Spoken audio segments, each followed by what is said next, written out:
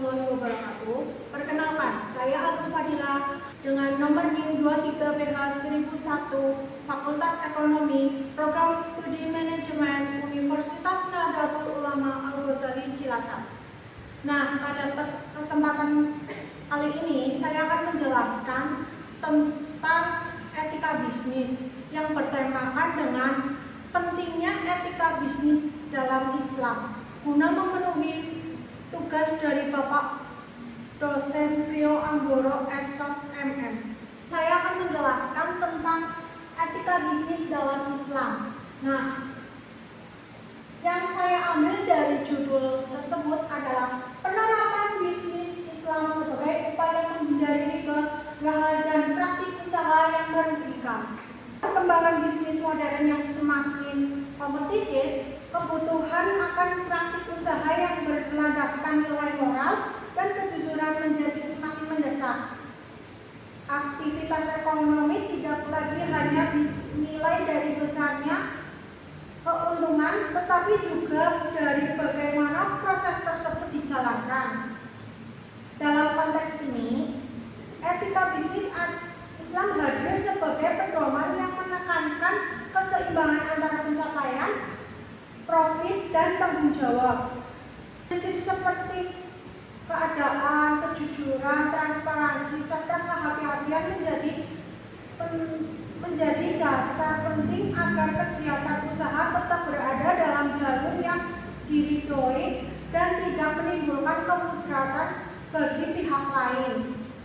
Salah satu perhatian utama dalam etika bisnis Islam adalah larangan terhadap praktik riba, dan dalam bentuk transaksi yang merugikan riba. Riba dianggap usaha yang keseimbangannya sehingga menimbulkan ketimpangan pada ekspektasi bahan yang berkaitan dengan ketidakjelasan dan spekulasi, dapat memicu ketidakpastian dan merugikan salah satu pihak dalam transaksi. Selain itu, berbagai praktik bisnis yang tidak etis seperti penipuan, manipulasi, penyembunyian informasi, sehingga eksploitasi konsumen dilihat sebagai tindakan yang bertentangan dengan nilai-nilai dasar syariah. Penerapan etika Islam menjadi semakin relevan dan di tengah tingginya persaingan usaha yang maraknya praktik bisnis yang tidak sehat yang sering terjadi dalam ekonomi konvensional, seperti ketika pelaku usaha menerapkan prinsip syariah dalam aktivitasnya. Mereka bukan hanya menghindari unsur-unsur yang dilarang, tetapi juga membangun kepercayaan konsumen, memperkuat reputasi usaha, dan menciptakan lingkungan bisnis yang lebih adil serta berkelanjutan. Hal ini menunjukkan bahwa etika bisnis Islam tidak hanya sekedar aturan normatif, tetapi juga strategi praktis untuk menciptakan nilai ekonomi yang berorientasi dan berkelanjutan. Nah, pasti bertanya-tanya, apa aja sih masalahnya? Ya, kita sebutkan satu-satu ya. Yang pertama itu adalah bagaimana konsep dasar etika bisnis Islam serta prinsip-prinsip yang menjadi landasannya dalam kegiatan usaha. Yang kedua, apa saja bentuk riba, dan praktik bisnis merugikan yang umum terjadi dalam kegiatan ekonomi modern. Yang ketiga ada bagaimana penerapan etika bisnis dalam Islam dapat menjadi upaya efektif untuk mencegah terjadinya riba, dan praktik usaha yang tidak adil. Yang keempat, apa saja manfaat yang dapat diperoleh pelaku usaha ketika menerapkan prinsip etika bisnis Islam dalam operasional bisnisnya. Tujuannya adalah yang pertama, menjelaskan konsep dasar serta prinsip-prinsip utama etika bisnis Islam yang menjadi pedoman dalam aktivitas usahanya. Yang kedua, mengidentifikasi bentuk-bentuk riba, dan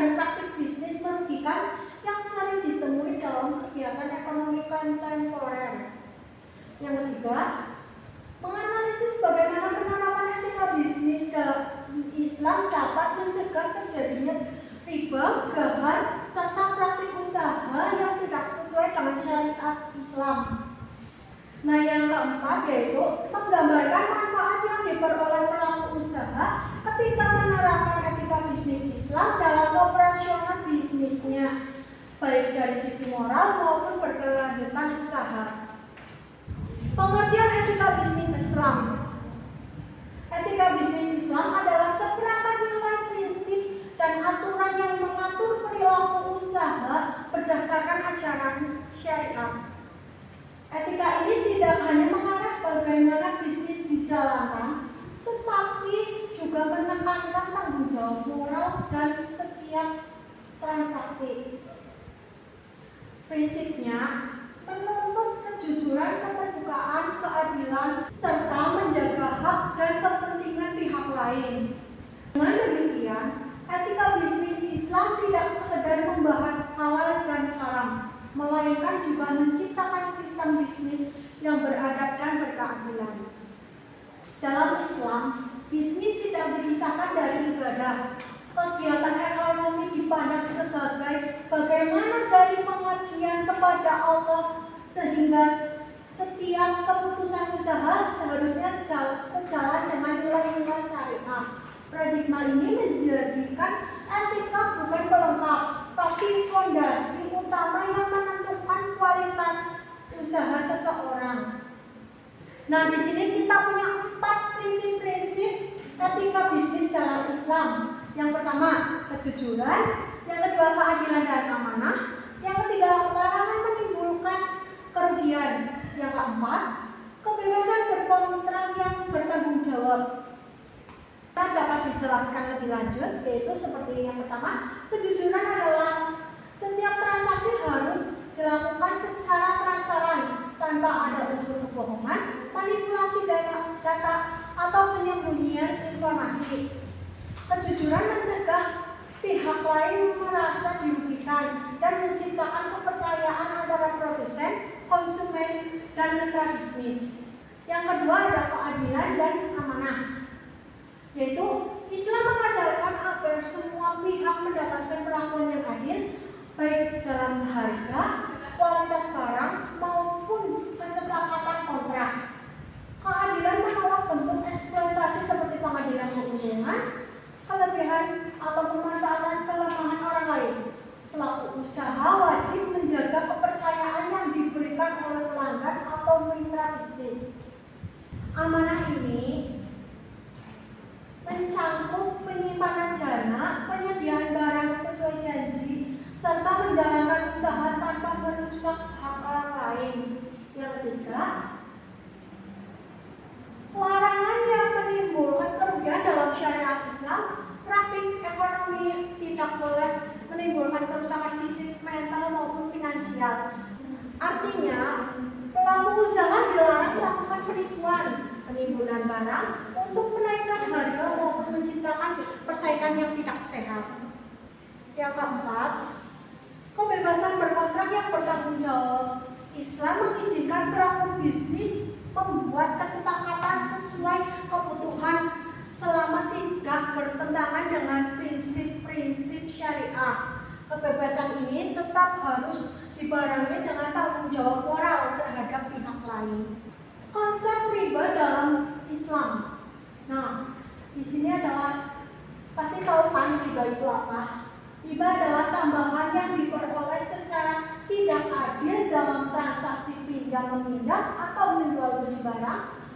Tambahan ini tidak didasarkan pada aktivitas produktif, melainkan menjadi beban bagi pihak yang membutuhkan. Dalam Al-Quran, riba dilarang karena menimbulkan ketidakadilan, memperlebar kesenjangan sosial, dan menciptakan eksploitasi. Semua bentuk riba dilarang karena menguntungkan satu pihak tanpa kontribusi produktif, serta membebani pihak lain secara tidak profesional. Terdapat 3 bentuk riba, yaitu yang pertama, riba qardah, penambahan yang disyaratkan dalam utang piutang. Yang kedua, riba nasi'ah, yaitu tambahan karena penundaan pembayaran. Yang ketiga, riba fadlah adalah pertukaran jenis dengan takaran yang tidak sama. Seperti kamu membeli emas, terus kamu membayarnya kembali dengan emas, itu tidak boleh. Selanjutnya, gahar dalam syariah.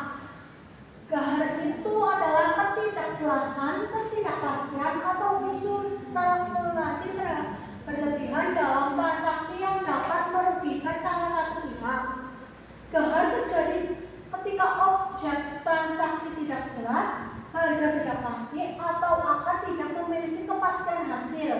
Islam melarang gahar karena dapat memicu konflik, ketidakpastian, dan merugikan salah satu pihak. Contoh-contoh gahar dalam praktik bisnis. Yang pertama, menjual barang tapi belum memiliki produknya. Yang kedua, menawarkan produk tanpa menjelaskan kualitas atau jumlah. Yang ketiga, ada transaksi yang sangat spekulatif seperti perjudian tersebut dalam bisnis.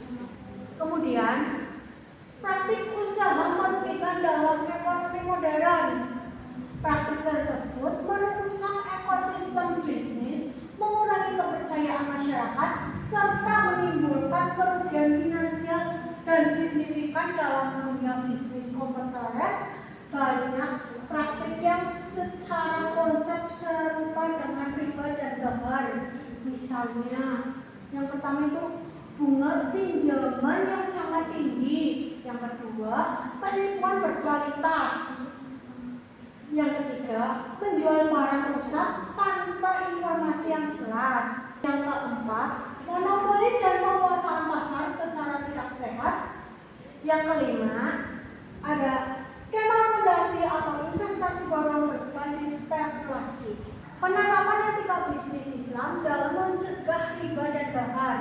Penerapan etika bisnis Islam dapat dijadikan solusi untuk menghadapi tantangan bisnis modern yang seringkali tidak adil.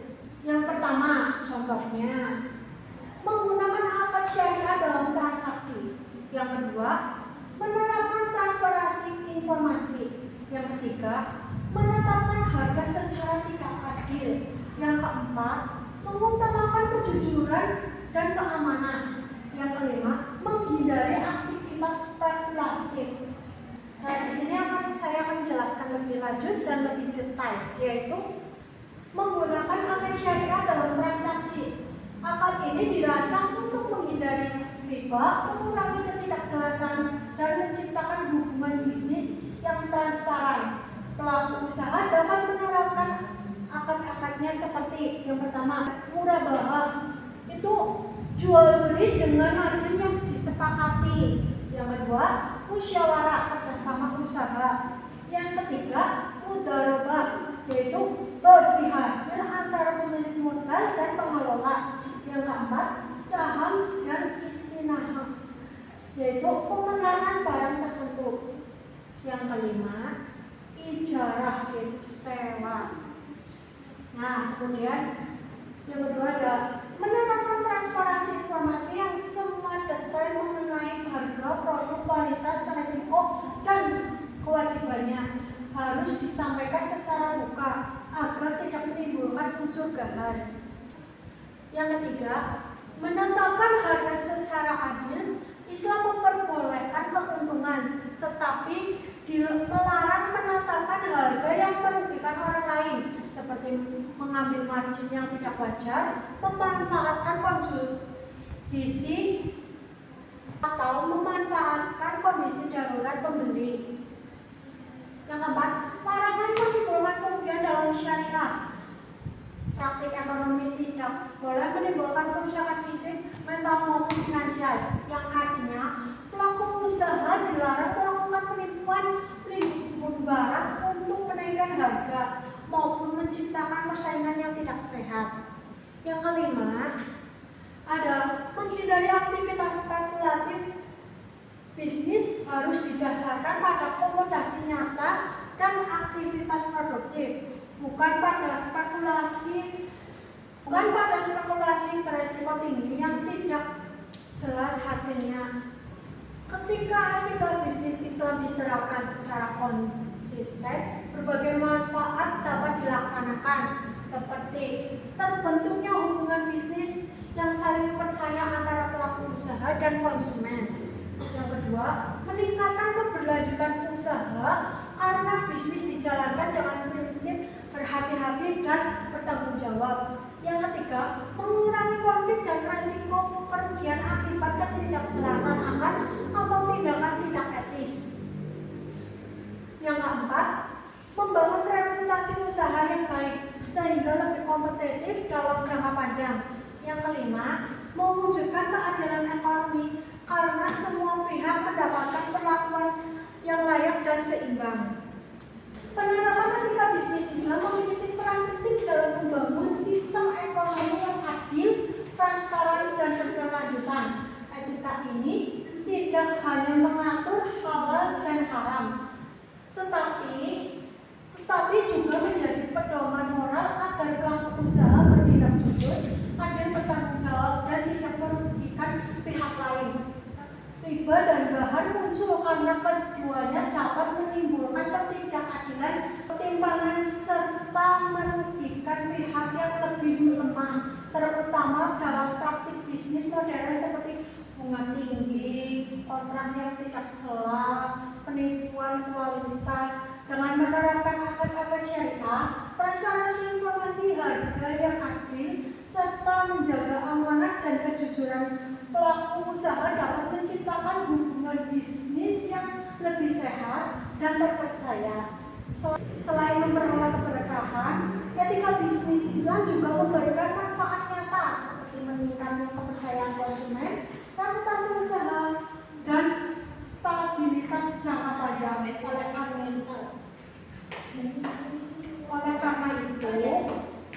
Oleh karena itu, bisnis Islam menjadi solusi dan strategi efektif dalam menghadapi tantangan bisnis masa kini. Begitu yang dapat saya sampaikan. Bila ada kekurangan dan atau kesalahan, saya mohon maaf. Wabillahi taufiq wal hidayah. Wassalamualaikum warahmatullahi wabarakatuh.